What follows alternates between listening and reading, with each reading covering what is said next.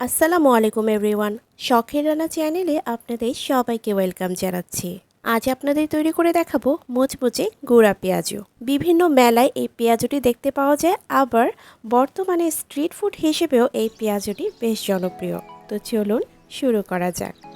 পেঁয়াজু বানাতে আমাদের লাগবে ডাল। এখানে আমি 1/4 কাপ মসুর ডাল এবং 1/4 কাপ খেসারির ডাল 15 মিনিট ভিজিয়ে রেখে খুব ভালোভাবে ধুয়ে নিয়েছি। এখন এটাকে ব্লেন্ড করে নেব। ডালটাকে একেবারে মিহি পেস্ট করা যাবে না, হাতে একটু দানা দানা বাঁধবে, এরকমভাবে পেস্ট করতে হবে।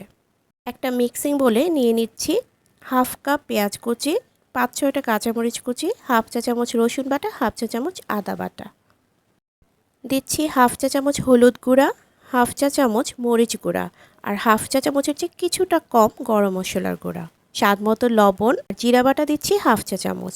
সব কিছুকে খুব ভালোভাবে মেখে নিচ্ছি। ঝাল বেশি খেতে চাইলে আপনারা এখানে মরিচের পরিমাণটা আরেকটু বাড়িয়ে দিতে পারেন। মেশানো হয়ে গেছে, এখন দিয়ে দিচ্ছি ব্লেন্ড করে রাখা ডাল। খুব ভালোভাবে মেখে নিতে হবে। মাখানো হয়ে গেছে, সবশেষে দিয়ে দিলাম চিমটি পরিমাণ খাবার সোডা। খাবার সোডা দিলে পেঁয়াজুটা খুব বেশি মুচমুচে হবে। সব মেশানো শেষ, এখন চলে যাচ্ছি ভাজতে। চুলায় একটি ফ্রাই প্যান বসিয়ে দিয়ে দিলাম পরিমাণ মতো তেল। তেলটা খুব বেশি কমও না, আবার একদম ডুবো তেলও হবে না। সামান্য একটু ঘি দিয়েছি একটা এক্সট্রা ফ্লেভার পাওয়ার জন্য।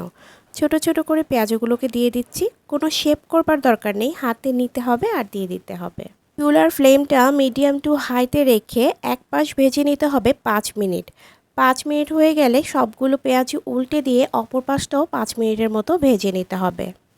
আপনারা চাইলে ডালটাকে অনেক সময় ধরে ভিজিয়েও রাখতে পারেন, আবার ডুবো তেলেও ভাজতে পারেন। আমি অল্প তেলে কিভাবে ভাজতে হয় এবং অল্প সময় কিভাবে পেঁয়াজুটা তৈরি করতে হয় সেই প্রসেসটাই দেখিয়েছি।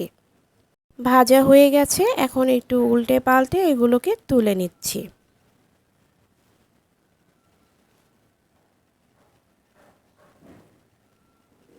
একইভাবে আরেকটি ব্যাচে বাকি পেঁয়াজগুলোও ভেজে নিচ্ছি।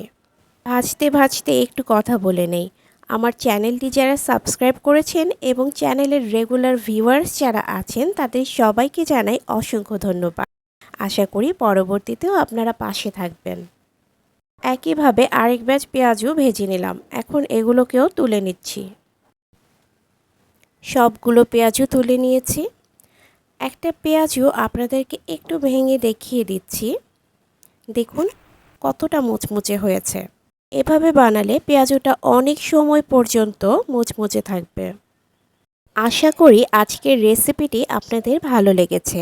ভালো লেগে থাকলে ভিডিওতে একটা লাইক দিয়ে দিবেন এবং চ্যানেলটি সাবস্ক্রাইব করে পাশে থাকবেন। আজ বিদায় নিচ্ছি, সবাই খুব বেশি ভালো থাকবেন। আল্লাহ হাফেজ।